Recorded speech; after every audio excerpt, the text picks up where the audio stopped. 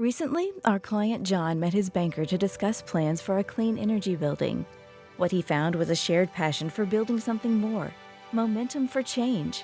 First Horizon Bank. Let's find a way. Go to firsthorizon.com/John. An avid cyclist dreams of turning his passion into a business. He consults his banker to help find the best path. Now bike wheels are being built, and all it took was a little push to get rolling. First Horizon Bank. Let's find a way. Go to firsthorizon.com/Clint.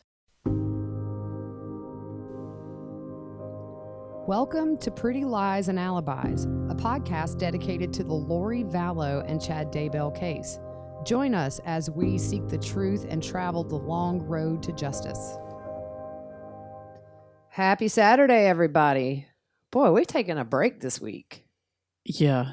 Man, we had so much going on. We started school back, which now is all virtual here. And big shout out to all the teachers, because I'm going to tell you, we've both worked in schools and we know on the best days it's chaotic.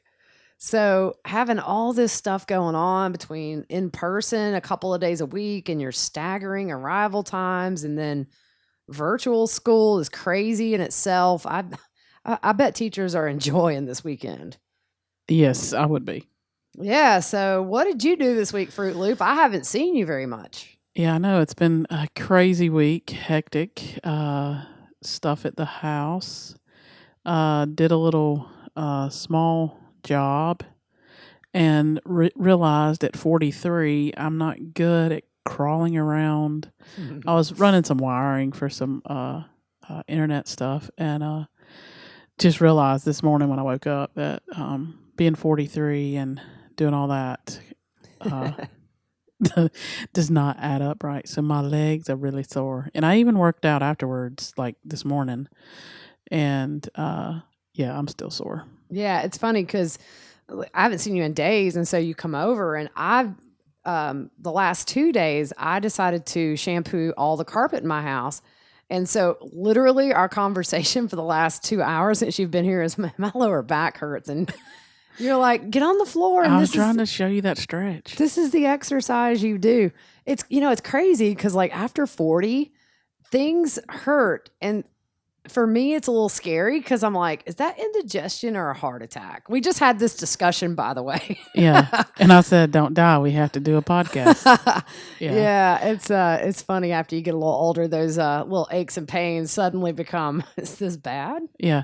Well, my PT person showed me that stretch because it saves me money from having to go to the chiropractor. So. Oh, yeah. There you go. Yeah. So there hadn't been a ton of stuff like happening with the case news wise. It's like quiet. It's going to be this way in between. The next thing we have coming up is on September the 10th at, I believe, 12 o'clock Eastern time. We have Lori's arraignment, and it'll be brief like Chad's, maybe 10 minutes at best. And so we'll cover that. And after that, I guess, we wait for a trial or more charges or whatever comes, but there's going to be a lot of quiet time. We're still going to dig and try to find a lot of topics. There's plenty to go around with this case. Yeah. And like tonight, we titled this Saturday Soup because it's a mixture of just a bunch of questions that some of you guys have asked and some stuff we found. So, yeah. So I was watching Forensic Files this week, as I always do going to sleep. And yeah, that makes you want to go to sleep. It makes you not want to do a lot of things. I'm always paranoid now that there's a killer lurking in the shadows, and my little trip to Kroger is going to be the last time I'm seen alive. But there was something that I hadn't considered about this case until I watched that show.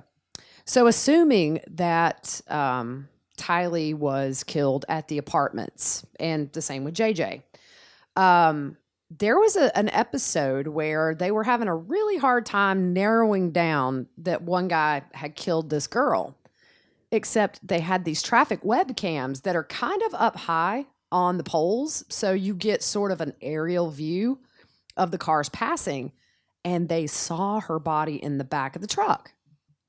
Plain as day. Just, you could see it. I mean, it was clear it was a body. So we got to thinking, if in fact the kids were, and we do think they were killed at the townhomes, I guess there's a chance he could have put him in the back seat, but in the event that he put him in the bed of the truck, that might be something they could see. Yeah. Because we looked at the map. Yeah, we pulled it up and looked, and they do have traffic cams. And I mean, we're not exactly sure exactly where they are, but we did see some on the road that he would have taken. Yeah, there were 2 possible routes he could have taken, and both of those have several of the traffic cams. You can pull them up, and they do kind of show there were some trucks passing. You could kind of see into the bed of those trucks, so it was just a little thing we were talking about before we went on. That's some interesting stuff. Yeah, and so also one of the things we were talking about too earlier is just discussing the last episode we did, which was I think the last one was about Charles. Is that? Yep. Yeah. We did the whole, remember the right. video, the triangle thing? Yeah, I just wasn't sure if that was the last one. But we kind of were talking about some questions that we didn't bring up. Yeah, so one thing that came out was, why was Alex wearing sunglasses on his head that early in the morning? And he had been hit in the head. With a bat. With a bat. Yeah. So obviously that would have knocked his sunglasses off. Oh, yeah. And I mean, it's what, like 8 o'clock after it was close to 9 when they got there, I guess. 8:36. Yeah. But so apparently, according to Alex, he had been there all day or all morning. And then all this happened. He got hit in the head. And I don't know, if I just shot somebody and killed somebody out of self-defense, and I'd been hit in the head with a bat, I don't think I would throw my sunglasses on before the cops come. No, I don't think so either. Which kind of brought us to another little theory. Yeah, one of them was, did he come in after Charles got there? Right, meaning did he pull in? Was Charles already maybe in the house, and then Alex comes right behind him? Yeah. But I think at the end of the day, cell phone data is going to be such a big key in this case. They'll have physical evidence, obviously, especially with JJ. The amount of duct tape they used, it's going to be impossible that nothing got on all that. Yeah. And I think that's really going to point to who was right there when after he had died and they were doing this to him. I think if whoever put their hands on any of it, it's going to be known. Yeah. But I really do think that and I've said this all along, the digital evidence in this trial is going to be the key. Most definitely. Because if you think about it too, all of these, and we said in the last podcast, we had talked to somebody who a sister lived on that street at the time of the shooting, and law enforcement had asked for her ring cam footage of comings and goings down the street. So, yeah. And the same with Rexburg, I think if they're able to look at these traffic cams and then just business cams that are pointed towards main roads, I think that's really going to give us a good idea of who was where and when, or who was going to this place or that place. Yeah. I mean, it's cameras in general. Yeah. Like there's always somebody filming something you just don't never know. Right. Everything is put out there with security cameras in like banks and just on the highway in general. Yeah. Just a timeline. It helps establish a timeline. Right. And I think that's a big thing, is the times that, especially for Charles's murder, I mean, they're going to have people in that neighborhood that had the ring cams facing the street. Yep. And so that may help narrow down these timelines that we obviously think they lied about as a whole. And then we were talking about, we kind of go back and talk about basic stuff every now and then, because it seems like the more we learn about this case, or the more we sort of dive into this case, we get different ideas. Yeah. I compare it to, like a salad. Like you put a salad in a big bowl and all the good stuff eventually goes to the bottom. Oh yeah. And then you shake it back up, or, use the things and bring everything back up. So yeah. Right. I think the more we learn, you kind of maybe look at things a little differently that you thought you had made your mind up about. And one of those, I've always flip-flopped. I don't know about you, but I've always flip-flopped on, this is my day, obviously, to be tongue-tied. Okay. Mine was the other day. It's my indigestion, y'all. Yeah. Don't die over there. No, I'm good. Yeah. You'll see me roll out. Don't. Yep. But I've always gone back and forth about it. But the more I think about it, I really think that these beliefs played such a big role in all this. Yeah, I'm back and forth. It's like a seesaw. Yeah, I've thought about it a lot this week because honestly, guys, I haven't tweeted much. We haven't posted much on Facebook or Instagram. I've just been concentrating on getting my kids off to a good start this year. If you're listening, send Valium because, okay, the math alone, guys. I have 3 kids in 3 different math classes. I can't help the 9-year-old with 9-year-old math, much less the 15-year-old with trigonometry. I'm going to be real honest with you. Elementary school math now was probably college math when we were in high school. Oh my gosh, it is insane, and we could do a whole podcast about that. But we'll get back on topic. But y'all pray for me. I'm struggling over here. But I think religion may have played a huge role because any person that is just wanting to get rid of everybody for convenience to go live this fairy tale in Hawaii, I think a rational person might think, maybe one day Kay and Larry might want to hear from JJ, or Colby might want to hear from his siblings or whatever. And I just was thinking, I do think if they really thought the world was ending, that they just wouldn't have to answer for this very long. I don't know. I just really am kind of back on the bandwagon of religion playing a bigger role than I think what I gave it credit for. Yeah. And I mean, there's a lot of people who think that. I'm just back and forth. I don't know. Yeah. I mean, tomorrow I may think it didn't and they just wanted a free life. But yeah. I think the more I learn about this belief system they had, I don't know. I just think that it wasn't a small thing. I think that it was kind of the core. And we're going to come into that later. You've finished Chad's book and Melanie Gibbs' book. Shout out to Fruit Loop for taking one for the team. Yeah. Chad, yeah, we'll get rough. We'll get to that in a little bit. We'll get to that in a minute. So what else, Fruit Loop? So we know Melanie Pulowski is close to giving birth.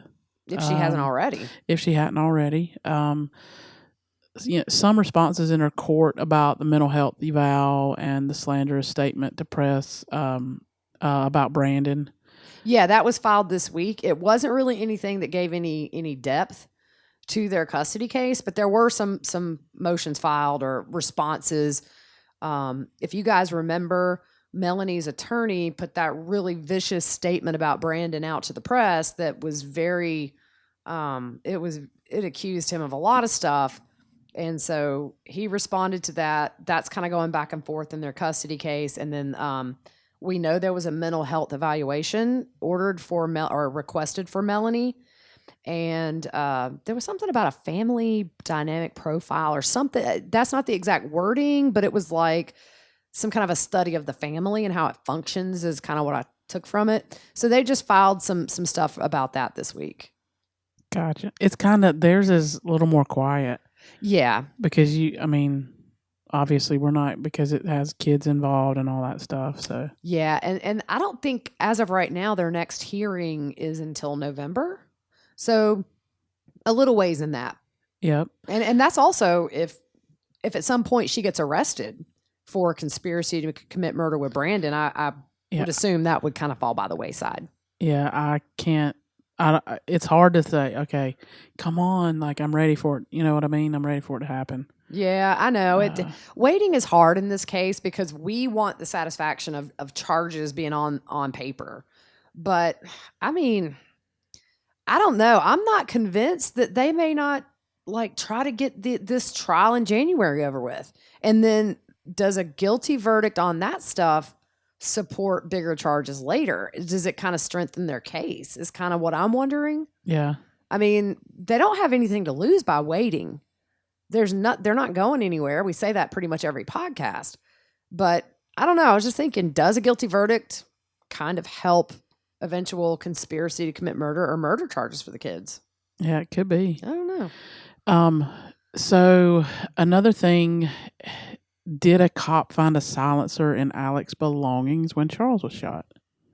I thought that was a good question. Yeah, somebody asked us. That was a really good question. Yeah, you guys ask awesome questions and have awesome comments. And So that is like, did they find that? I don't know. Because we haven't read anywhere where anybody heard gunshots. Mm-hmm. Um, In none of this. I mean, No. even Tammy's neighbors didn't hear a gunshot. yeah. And I know their so- neighbors aren't right on top of each other, but there's somebody across the street. Yeah, and all the different things. I wonder, would it show on the gun if there's a place to put a silencer? I don't know. I don't. Yeah, you can put a silencer on a 45. But would it? Meaning, would there be like an adapter there to fit it?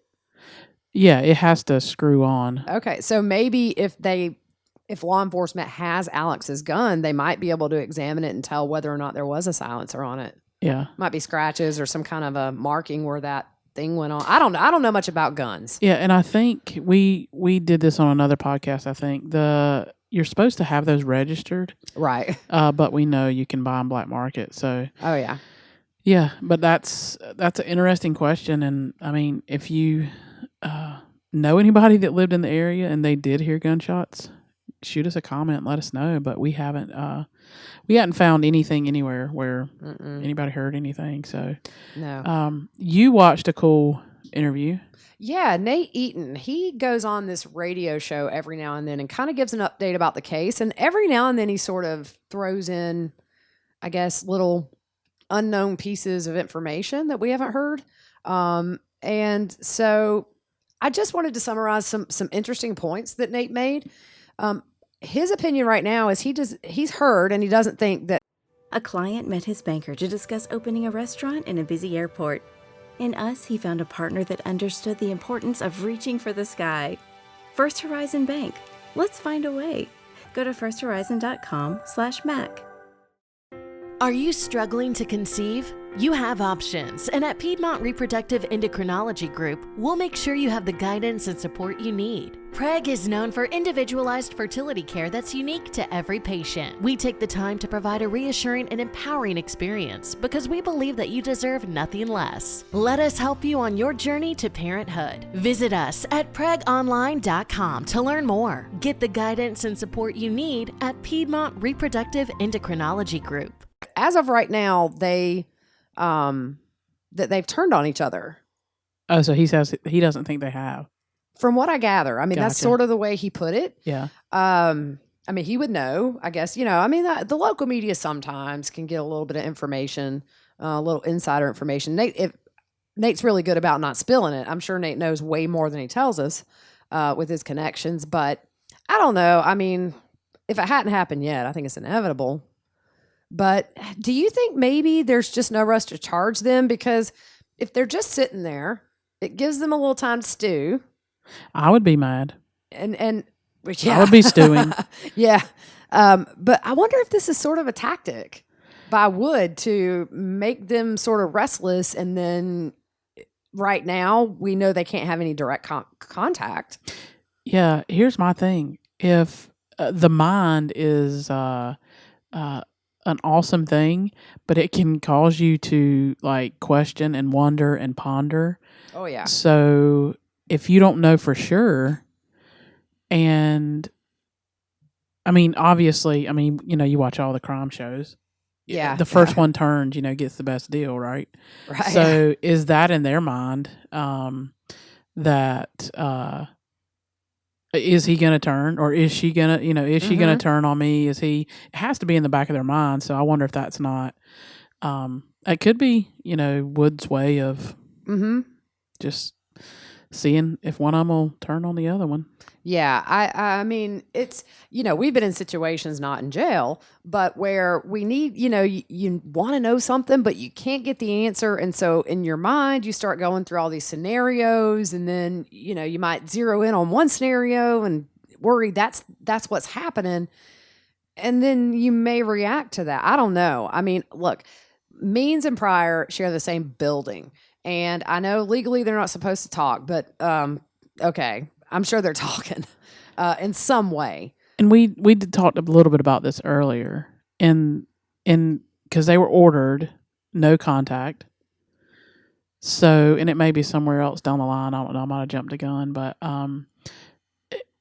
because Nate says, right, that possibly talking about people coming to see him. So Yeah, Nate did. He said that Chad did have a small list of people who are approved to.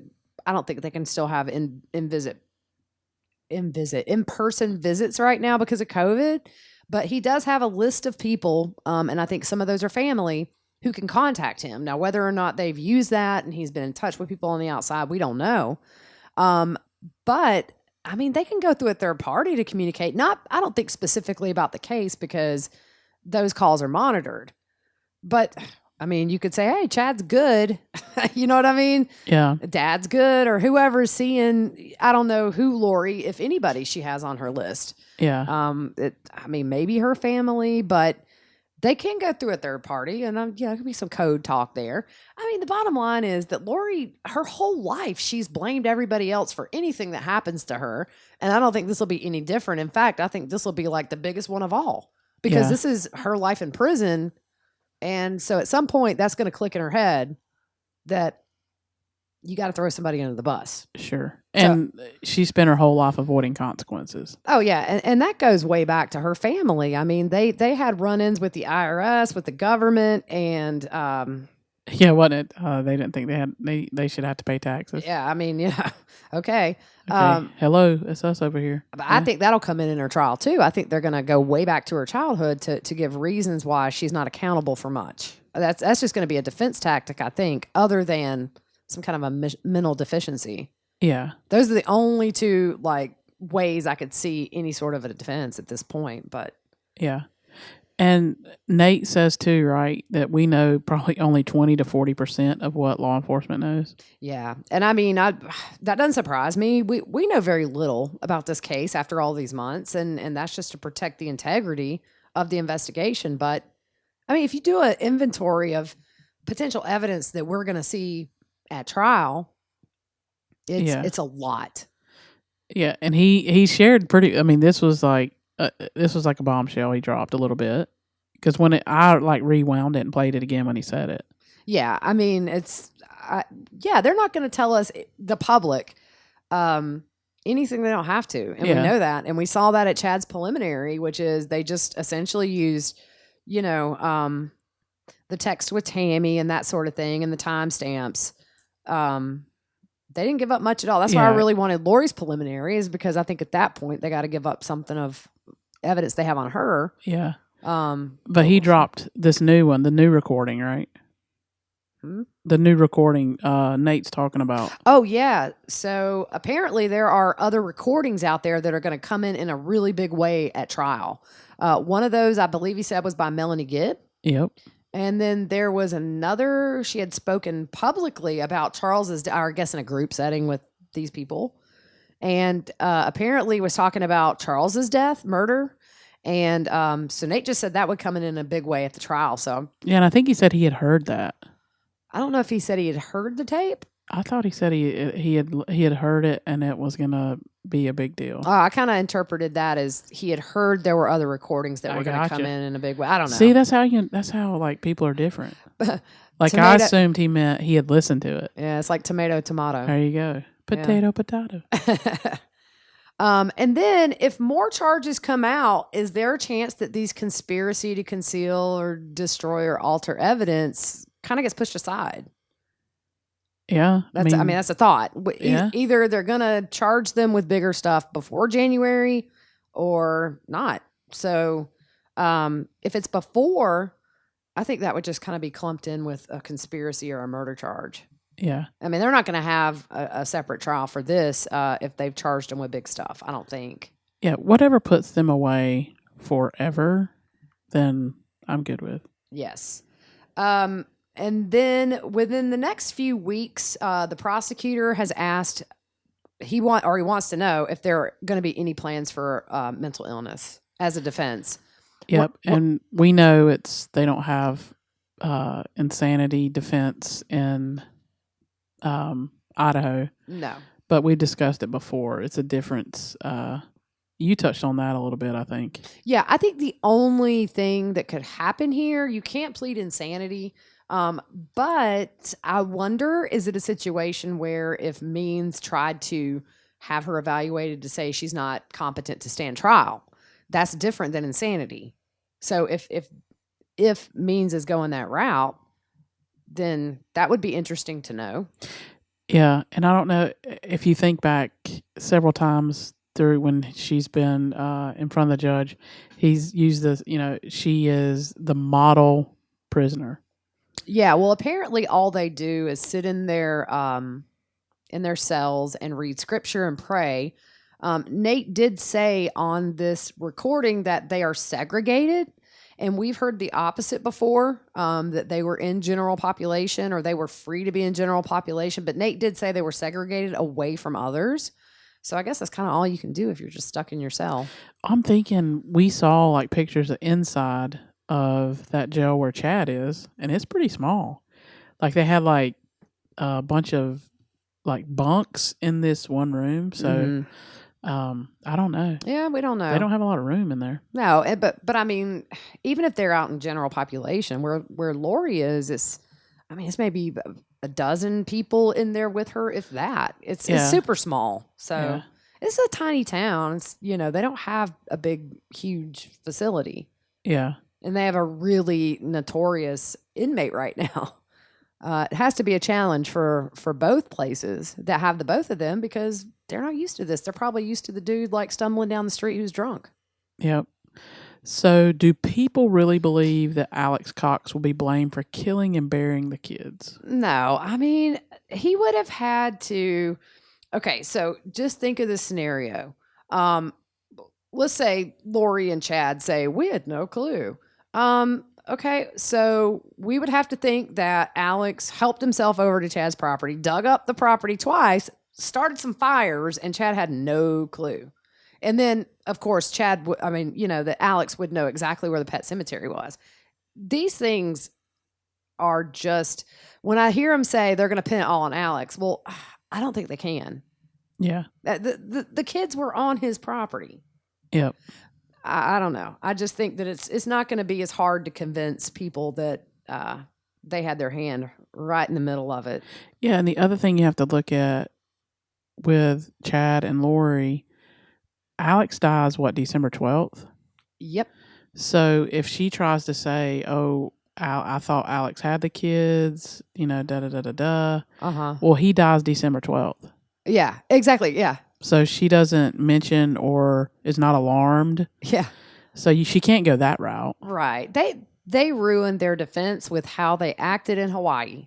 Yeah. If nothing else. I mean, everything before, of course, but I mean, the nonchalant chin up strut when they were being questioned by Nate, she doesn't seem like a mom whose kids are, in protective custody, wherever they are, according to what they said, is they're safe. Yeah, she has never reacted how a normal person would react when something happens. When Charles was shot, totally ice in the veins, no emotion whatsoever. And you had spent they were married almost 14 years, I think, 13 to 14 years. Yeah, they adopted a kid. They moved, they had a life. Yeah, I mean, 14 years is not a short marriage. And so he's deceased, he's murdered. Mm-hmm. And you have that smile on your face, makes no sense. And I mean, I'm speaking for myself. Let's say I was wrongly accused for deaths and I was in jail and I find out they found bodies. I think you would hear on national news my reaction. Yeah. But it seems like there wasn't much of a reaction. There were some rumors online, but none of it was ever proven true. Nope. I would venture to say she probably didn't. I mean, you heard her on the phone with Chad the day they're searching. It's not, calm, cool, collective. Yeah, he seemed more nervous, but anyways. And then the last question that I had or thought is, we were talking about Tammy Daybell and whether or not she knew about the affair. And Melanie Gibbs had said she was suspicious. I think she was super close to her sister. I'd be curious to know if she confided in her sister about some of this stuff, not just the affair, but maybe Chad's beliefs, maybe the people he was hanging out with. I don't know. I just feel like I hope Tammy did express some stuff to somebody who can testify to that. Yeah, I mean, if she talked to her sister, I mean, we don't know if we have that list. Yeah, there was a huge list, if you remember, and it was for the desertion. So that's probably in some ways not accurate anymore. There's probably a lot of the same witnesses even for this. Yeah. But we need to go back and see if any of her. I think maybe were her parents. I don't know. We'll look and see. But I'm just curious if maybe she confided in her sister or a friend about her concerns about this potential affair. I don't know. Yeah. Yeah. So you dove back into Chad's book, and you went also took a dive into Melanie Gibbs' book. So we're going to talk about that right now. Yeah, we'd had some questions about Melanie Gibbs' past, like upbringing and stuff. Really hard to find, though. Yeah, so her book, she shares some of that in her book, and so she was raised in Charlotte, North Carolina, which is close to us. And she was born 30 minutes from where we live. Yeah, then I think they moved to Charlotte, and they were there the rest of her childhood and stuff. Mm-hmm. She has a sister and 2 younger brothers. She served a mission in California in 92 to 93. She met her ex-husband in Salt Lake City. He was actually he's from South Africa. She has 4 boys. She kind of grew up in a dysfunctional family. She says, her resume isn't filled with degrees. Instead, it's filled with lessons from the hard knocks of life. When she turned 38, she had a mighty change of heart caused by a major personal crisis. And she opens up and she shares that after marrying her husband, she didn't know how much she really didn't know. That she had grown up in the public school system in Charlotte, North Carolina. And we are familiar with that area, so it's a lot of inner city kids and stuff like that. So back then, when she was there, the educational system wasn't caught up and wasn't as good as what it should be. So she kind of knew she didn't know a lot. She didn't learn a lot. So she would soon learn how unprepared she was for marriage, life skills, and motherhood. Those 3 things, marriage, I mean, it's not easy for anybody. Yeah. And she says, I was intimidated and overwhelmed at the thought of trying new things and cried often, not having any confidence in myself. So it kind of sounds like she had a pretty, rough upbringing a little bit. It seems like her dad may have helped raise her a good bit. So she didn't really mention her mom much, so I don't know about any of that.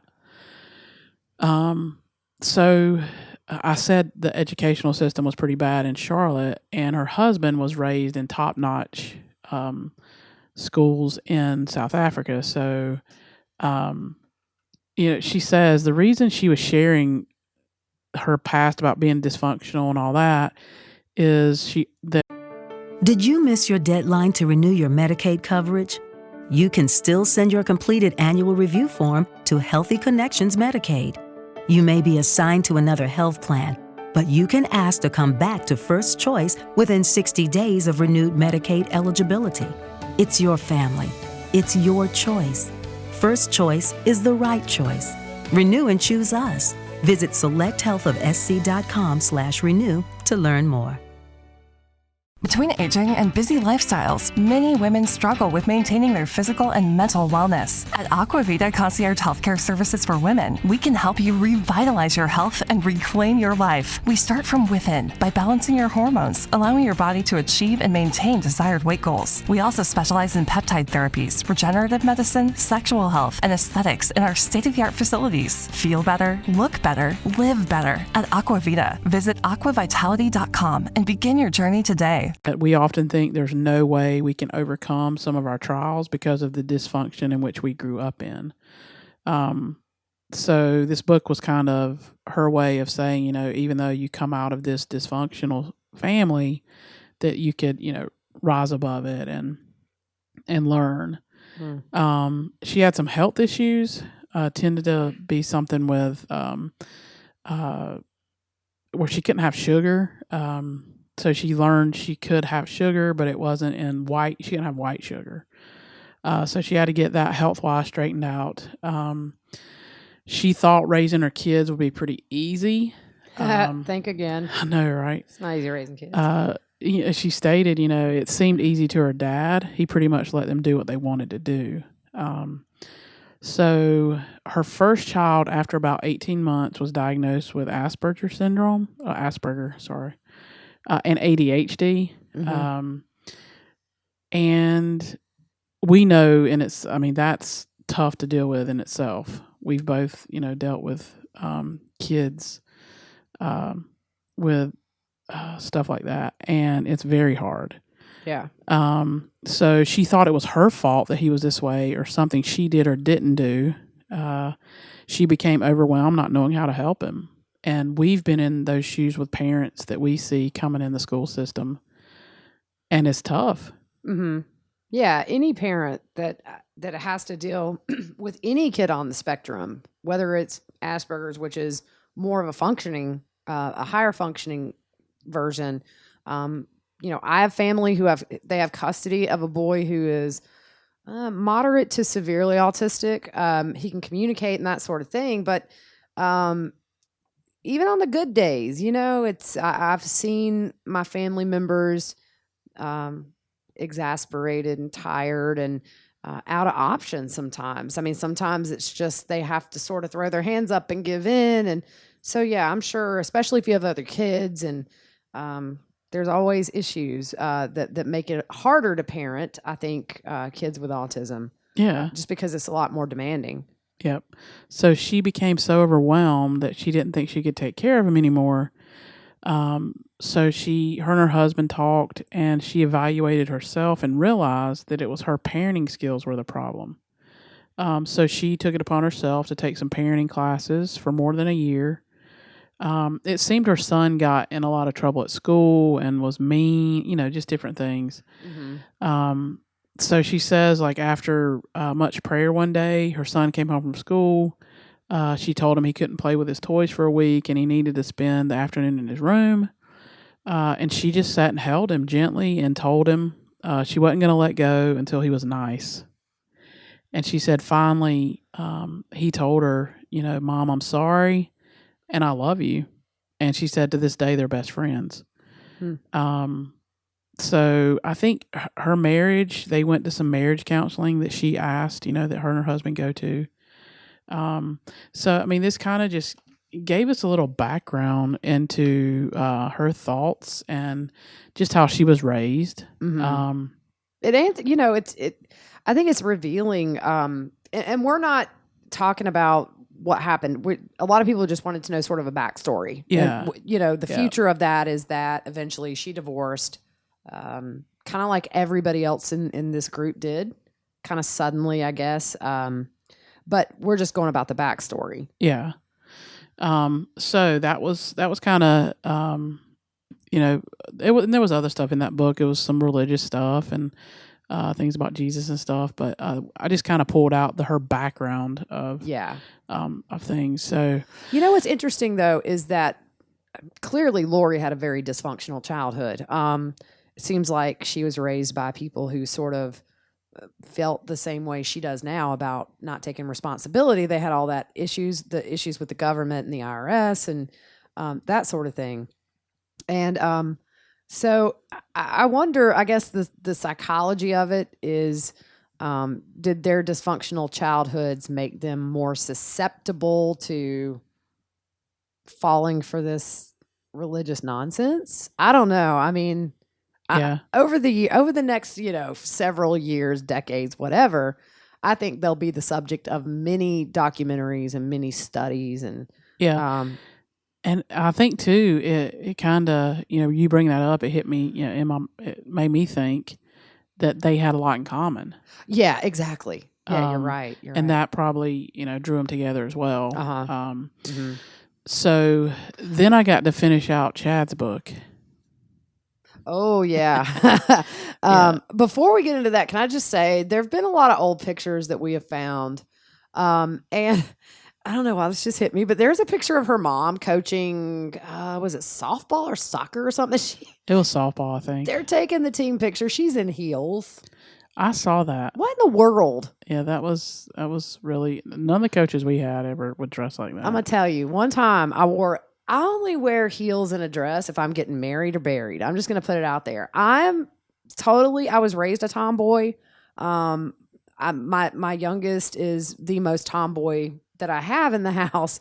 But yeah, I don't wear heels, but the one time I wore heels to a funeral, they sunk into the ground and I about fell out for everybody. So it's like that homecoming day, the homecoming thing on the football field. Yeah. All the girls sink in when they're walking. You see that little dip down, but Yeah. I was just thinking heels on a softball field in the grass. Go figure. I don't know. Odd. Sorry, it just hit me. Oh, I it's just all right. saw that mental picture in my head of her in a visor and heels. It's A-okay. So jumping back into Chad's book, I know y'all are ready for this. Oh boy. So some stuff I found interesting in 2008, early 2008, their book company went under. Mm-hmm. I think Tammy had to go back and get a part-time job in a computer lab at Art City Elementary School or something. Mm-hmm. He went back and got a job and this was within January of 2009. He got a job as the gravedigger again. So he says in here that the company's collapse, it took its toll on Tammy, that she was a financial officer and she took the brunt of the financial stress. Yeah, because she probably knew she would be the one to have to go out and get a job. Yeah. When all this went south, because we know, Chad can go dig graves or whatever, but it doesn't seem like other than that, he had much of a job Yeah. that was permanent other than, this wannabe book company. Yeah.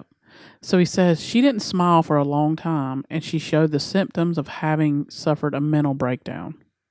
Well, aside from being married to him, Yeah. that's a lot of stress, I would imagine, is when you have to file bankruptcy and, the dream that they must have had together to start this. It seems to me that he wrote 25 books altogether. That's a lot. Yeah. But I think if you're selling them in people's living rooms, you're probably not going to make a big profit. Yeah. And eventually when the bookstore went under, or the book company went under, they sent the books that they had left to BYU and they sold them or something. I don't know. Mm. But they didn't sell many, it said. Yeah, no, didn't seem like it. Yeah. So it was just a real tough time in their marriage. And he says we had been put through a very tough test, but I assured her we would make it through and be stronger for it. Mm. So just moving right along. He always has these visions. And he makes statements and he made this statement and I'm like, what? In other words, he says, I'm just like my Daybell ancestors, a good, serviceable member of the stake. And he's talking about being active in the church or whatever. Mm-hmm. But when he makes things like this, I literally roll my eyes. Yeah. That, and other than me being in a different part of the house and he's like, come here. Yeah. I gotta Listen tell to you, this. Listen to what he says. Listen to this. He says, my family are my top priorities. Okay. No. Not your wife. No. And not your kids either, to put them through what he's put them through. Well, that's true. Yeah, of course. Yeah. So then we get into the Frontierville. Oh my gosh. This just triggers me. Yeah. He talks about this. And I'm just going to help you guys so you don't have to go back and read it. Because this is chapter 21. 21 chapters so far. Mm. So he says, however, Tammy struggled to get motivated about, they were researching their ancestors and she was struggling to get motivated about it. And she had found a new hobby, Frontierville. So addictive. We went there. We all went there. Oh yeah. I was picking my apples at I had an alarm set at one point, 1 a.m. I had to pick my apples. Yeah. I was planting corn. I was selling it. Yes. Yeah. Getting all those shillings. Yes, and you got the little alerts. Oh yeah. But she was spending a few hours each day building fictional online towns. And he said he was hoping she would soon get bored with it. No, you don't get bored with Frontierville. No. You expand out. Guys, I'm not going to lie. When I mention this again, she's over there Googling it. Is it still on there? I swear, y'all. Is it still I on was like, Facebook? I haven't played Farmville since I had my last kid. Yeah. Is it still on there? I'm looking. Does Facebook still have games? Might or might not be planting some corn later, y'all. We'll reach out. We'll all plant some Y'all can come carrots to my farm and hang out. Yeah, and some potatoes. Yeah. Yep. And then you had the animals, right? You get animals. Yeah. Yeah, I had chickens or something. Yeah. Yeah. Yeah, cows. You had to milk them, and yeah. Not like what was that game we played in elementary school and middle school?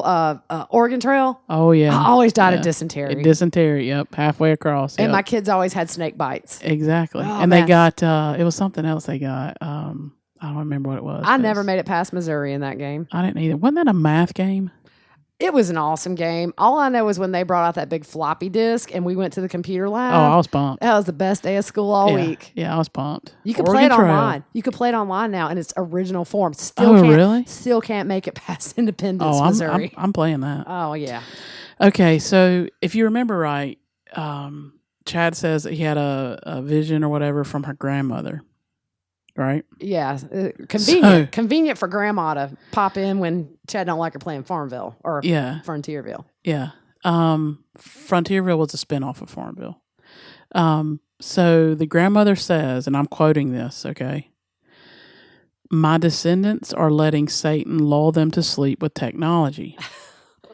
2 months ago in the temple, I told you to have Tammy quit her, and this is a bad word right here, computer game, cold turkey, so she would be receptive to a message from me, but she didn't. She has more important work to do than play games. We need her desperately.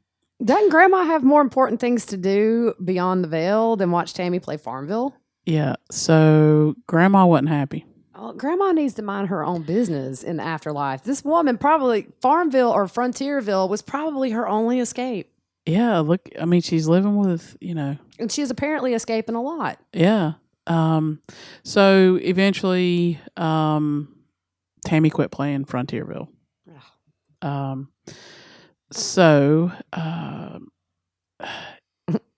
this is where it starts getting good. This starts bringing in people that we know the names of. So in 2006, he had a vision of a tall, dark-haired woman who would publish her near-death experience with our company. I read you that and you got it right off. But so we know he's talking about Julie Rowe.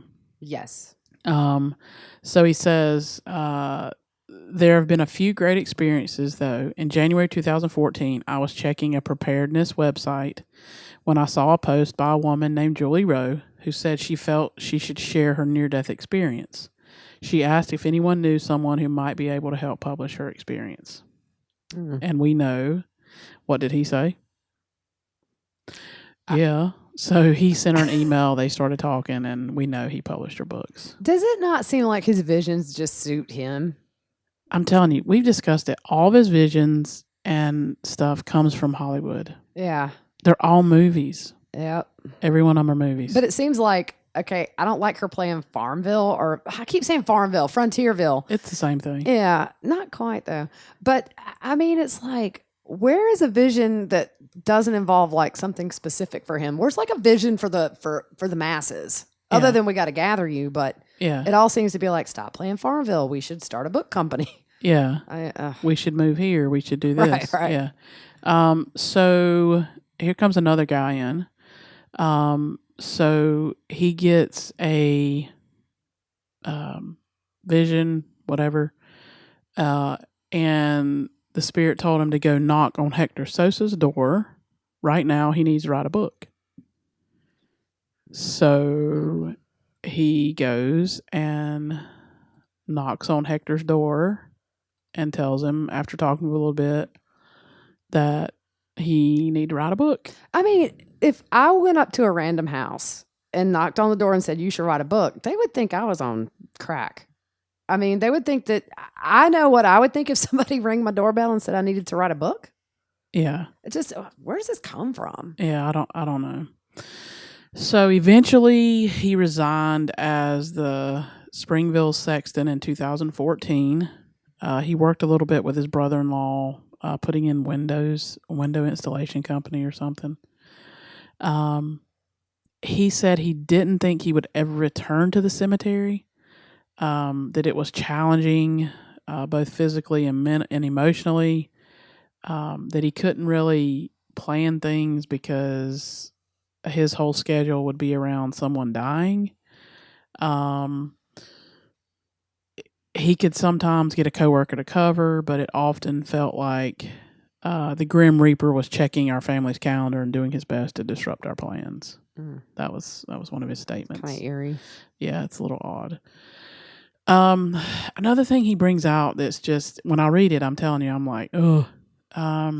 Sad funerals would obviously add a few extra. He's talking about pebbles to his backpack emotionally, that it would add a few extra pebbles. But I also sensed other situations, such as when a mother would come the night before and cry on her son's grave. That energy still radiated the next morning. It wasn't necessarily a dark energy, but the grief the mother felt would still weigh me down. And I'm like, no, you helped kill kids. Yeah. Yeah. Like, no. Oh, I don't think he ever, I mean, I don't know Chad, obviously. It's really hard to think that I don't know. I can't formulate my thought, but I'm just saying that it's the total opposite of where we are now. And so either he's full of crap in his book, which I think is the case, or did he have a break? I don't think he had a break. I think he's crazy. Yeah. How do you get to this point? And this last page, this is summed it all up. So he said he gets a common question that people ask him is, what parts of your books are based on what you've seen in vision and what parts did you make up? And his short answer, and his short answer is that I don't fictionalize any of the events portrayed. I'm really not that creative. Oh, okay. And then he describes his writing process. So his torn veil allows information to be downloaded into his brain from the other side. The scenes I'm shown are real events that will happen, but it is my job to fit them into the lives of the fictional families in my novels. Okay. Okay, I'm following. Yeah. So he basically says he's given truth, and then he writes it and fits it into the novels that he's written. At any point, did he get visions about what he's at now? Did he get visions he's going to be in jail? Because yeah, right. In his little book over here, he doesn't have those visions. He doesn't say. Right, yeah. I mean, he says, I've seen myself in visions as an older man having the wonderful opportunity to help him build the New Jerusalem. I appeared to be in better shape in the future than I am now. And he says probably due to the lack of fast food restaurants in Zion, but... And also in jail and prison. Maybe it's that jail food. But he makes one last statement describing, because he's talking about, so his kids are in his books, but there's only the family that he writes, I guess they only have 2 kids. Yeah, I think a lot of his books focus on Emma, which, yeah, if you kind of look at the surface, it seems like she might be the favorite kid. Yeah. So he said, and it is the best way. The kids have a general sense of what lies ahead for them. Now, this is what he's saying about his books and about his kids, and obviously he's seen their whole life play out before him, is what he says. The kids have a general sense of what lies ahead for them, but they don't feel their future is predetermined. Rest assured that they rely on their patriarchal blessings for guidance, not their dad's novels. So, however, putting 2 and 2 together, it means in one of his books that the fictional Emma's father is loosely based on my own future. So, I don't know. It's weird. I just say, did you see any of this? Yeah. I mean, because I'm going to tell you, if I saw something and knew I was going to hit by a bus, I wouldn't go out that day. No, for sure. Yeah. I think it'll be interesting to see what like, I'm sure one of the first things, excuse me, that the FBI did was have their forensic psychologist to start reading his books. Because I think and it wasn't fun. there's probably a ton of clues in there. I wonder how you draw that straw. Kind of the same way you drew it between the two of us. I know, right? I'm too ADD to sit down and read a book. I love reading. Like, I flew through all the Harry Potter books, and I love to read. It just takes you to another world. I'm just too, you know me, I'm up and down all the time. Yeah. Like, my attention span is worse than my 9-year-old. Oh, you got to get the next book you reading it. You got to get an audio book. I know, right? I'm gonna have to put my pods in and just clean my house or something, because I don't know. I just can't sit down and read. I can barely sit down on this computer for more than 10 minutes. Yeah. So closing that out, guys, I just want to say you're welcome. You don't have to read it. Give it up for Fruit Loop. Yep.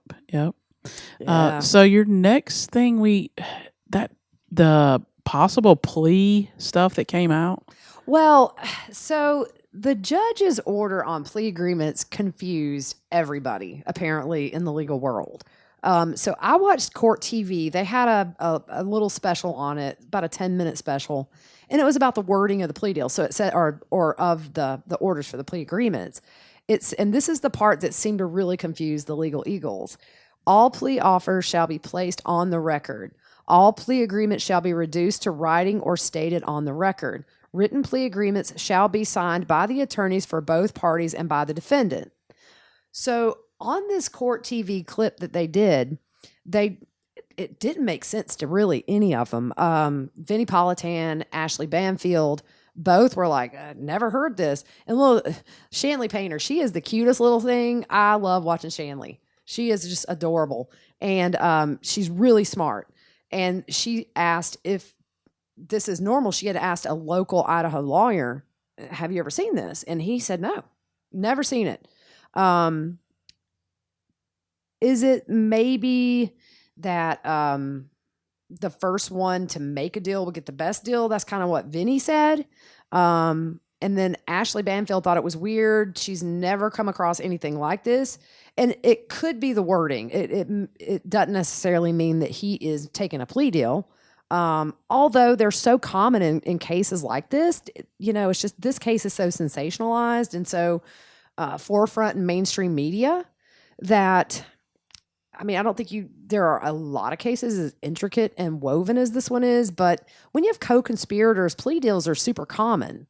I mean, it's not, if you look at the number of cases that are bound for trial but end in a plea agreement, it's more often than not. The actual percentage of cases that go to trial are small compared to what's out there. So they don't know. I mean, they were sort of back and forth. A couple of them thought maybe this could be sort of a precursor to a plea deal.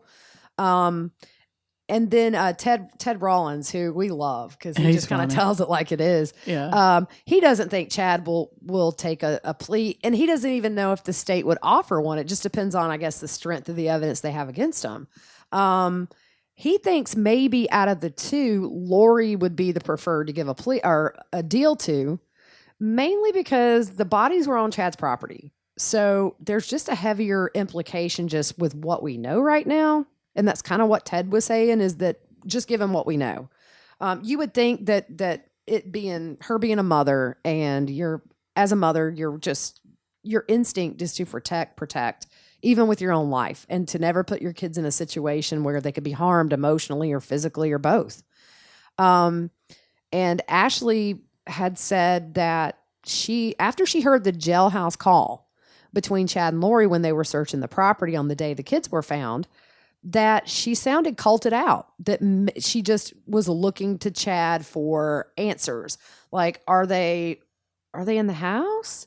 She just thought she sounded out to lunch, which I don't know. I think she knew she was being recorded. Right. That's kind of my thought too, but yeah, we don't know. And then the other thing they had brought up was the amount of time that they have requested for his trial in January, which was 3 weeks, 2 weeks. And, or it was 14 days or 15, I don't know. Yeah. But anyways, and Ted brought up a good point, which is, there are a lot of murder trials that are way less. Yeah. But yeah, according to Ted, he thought if anybody were going to be offered a plea, he thought it may be more likely that it's Lori. opposed to Chad, but we don't know what they have on Lori. We still have yet to see cell phone pings or surveillance or anything. I don't know. I don't know that the state would have to offer them one. I mean, if you just look to like even back to her checking that app every time there's pretty much big news about the case, it just shows that she, to me, is trolling to see what's being said. I don't know. I mean, we shall see. The other thing too is Chad has not exercised his right to kick a judge off. So we don't even know if this is going to be the judge that goes to trial that we saw last week. Yeah. Because they can dismiss one judge for no reason. And if Chad and Pryor do not like this judge, they can just ask for him to be thrown off. Lori did it with Judge Edens, I believe. Yep, at the beginning. Because he was overseeing the guardianship case with Kay and Larry in the event JJ were found alive. Yep. Where they would get guardianship. Yep. And I just think they're waiting to see maybe if one turns, like we said early in the podcast. Yeah, they're in the pot and they're bowling, and you're gonna see which one. Mm-hmm. And I guess the best way to look at these charges that they're going to trial for as of now, they're kind of like a bookmark. They're a placeholder. Bigger charges are coming, just not yet. Yeah. So we'll see where it goes. Yep. And we are waiting to hear news about Melanie Pulowski giving birth. Yeah. As soon as we hear, we'll let you guys know.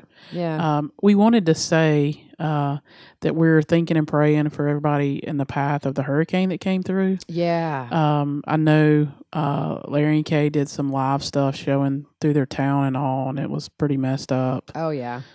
So we're thinking and praying for you guys as you're cleaning up and fixing everything. And I have a ton of clothes I need to get rid of, and I would love to try to maybe find some kind of a place you could send it to where it could go down there. I have kids' clothes, adult clothes. If anybody out there knows of a charity, especially if you're local, where I could ship some stuff to, please let me know. Because I have shoes, I have all kinds of stuff. Yeah. My house is busting at the seams as fast as my kids are growing. So, yep. So I think that's about all we had for tonight. Okay, we have taken up almost an hour of your time. Wow. Yeah, you always say that at the end of every podcast. Yeah. I'm just sitting here thinking, wow, we just sat down, but yeah. Here we are. Yeah. So we still have some stuff we want to do regarding the other parts to the Charles thing we were doing. The little simulation with the bat we would love to do. And we have some ideas. Fruit Loop's heading out of town in a couple of weeks, so we're going to have some podcasts at the ready while she's gone. And so if you have any ideas, keep them coming. We do try to pick some and cover them, and definitely more creative than where my brain has been lately, because I just kind of I got nothing. Your questions, that everybody asks questions and makes points. They're spot on. And oh, yeah. Just awesome it gives us something to start digging with and saying, oh yeah, that's a good point. And it also sort of gives Fruit Loop and I stuff to talk about, because we may just be having a normal conversation and then one of us says something and then we're, put that down for the next podcast. Yeah. And so you guys come in with this fresh brain and you're like, oh, this is where I want to go. So keep them coming. But I think that's about all. Maybe we'll have another podcast later in the week, maybe midweek, Wednesday or so. Still trying to get this school situation going. And so it's taking up all my time. I know it's bad because we don't text much during the day now. It's I know, crickets. I know. Yeah. It's me running and then me. You want to know what's funny is I feel like I'm in Mission Impossible trying to dodge 3 webcams walking through my house. That's funny. I'm one of those moms. I don't want to be on the webcam. So I'm literally, sometimes I look like I'm doing the limbo. It's I see I'm in the line of fire and I duck down and then I pass by one room and they've got their webcam on. I'm doing a cartwheel past the room. And yeah, it's between my younger two, I've been pretty busy. Yeah. And especially with my little one, I have a little, it's like an intercom. So you plug it in one room. You plug it in one room, and the other room has their own intercom, and you press a button, and you can. It's like a 2-way. And my daughter, she loves this 2-way. So it's every 3 minutes. Can you bring me a juice box? Can I have some grapes? I need a sandwich. What are you doing in there, Mom? That's hilarious. Why are the dogs barking? And I I'm love just that. like, I literally took my half in there the other day and sat it next to hers, and I said, I'm off duty. That's so funny. If it's an emergency, come get me, but quit pressing the button. That's So hilarious. yeah, we've both just been busy and doing our, Hey, before I respective stuff. forget, because somebody did ask for this, the recipe for Grammy's banana pudding. Did you find it? I have it. I think it's in my lockbox, in my Yeah. fireproof box. Yep. Yeah, so I'm gonna get that together and Yeah. I'm gonna share it because it is so awesome. It is really good. Now it's Southern banana pudding. Yeah, it's very sweet. Yeah, it's if you're diabetic, which I am, I take like extra 50 units when I eat She's it. over there shooting up like there's no tomorrow. Yeah, buddy, but it Yeah. is worth it. Yeah, she's gonna make us fried squash and cabbage and cornbread tomorrow. Oh, I'm in. Oh yeah. I'm in. So, all right, guys. Well, we'll hopefully see you guys around Wednesday, unless something crazy happens. If we find out that Melanie has had her baby, we're going to let you know. Yep. Any developments, keep an eye on our Twitter or Facebook. Twitter is at Pretty Lies Alibi. Facebook, you can search under the name. And so anytime there's like a news thing or a new document posted on the Idaho Cases of Interest page, we try to put those up there for you. But unless something major happens, we will talk to you guys midweek or so. Yeah, and don't forget YouTube. Subscribe, hit the like, hit the little bell so you get notified when something comes up. Yep. And we put every podcast on YouTube now, and we do pictures. So if we're talking about something specific, a picture or something like that, we try to put it up on there at the time we're talking about it. It kind of flows nice. So if you have time to sit by your computer and listen, I think it adds a little bit to it. Yeah, and also Spreaker a little bit, the volume, and it's Spreaker only because it's not anywhere else. Some people say when they listen on Spreaker, they can't hear it as good. Yeah. So it's something with that app, I guess. Yeah. For the most part, nobody's having tons of problems. Yep. Oh, and somebody had commented that we interrupt each other a lot. We've always done that. Sorry. Sorry about that. That's just kind of how we roll. A lot of Yep. times we finish sentences, but we are bad about interrupting each other. Sorry. Yep. We apologize. You can't teach a old dog new tricks, though. It's just Yeah. going to be happening. Sorry. 30 years, that's like, yeah. Yep. All right, guys. Well, good night. Have a good one. An avid cyclist dreams of turning his passion into a business. He consults his banker to help find the best path. Now bike wheels are being built, and all it took was a little push to get rolling. First Horizon Bank. Let's find a way. Go to firsthorizon.com/Clint. Okay, round two. Name something that's not boring. A laundry? Ooh, a book club. Computer solitaire, huh? Sorry, we were looking for Chumba Casino. That's right. ChumbaCasino.com has over 100 casino-style games. Join today and play for free for your chance to redeem some serious prizes. ChumbaCasino.com. No purchase necessary. Void where prohibited by law. 18+ terms and conditions apply. See website for details.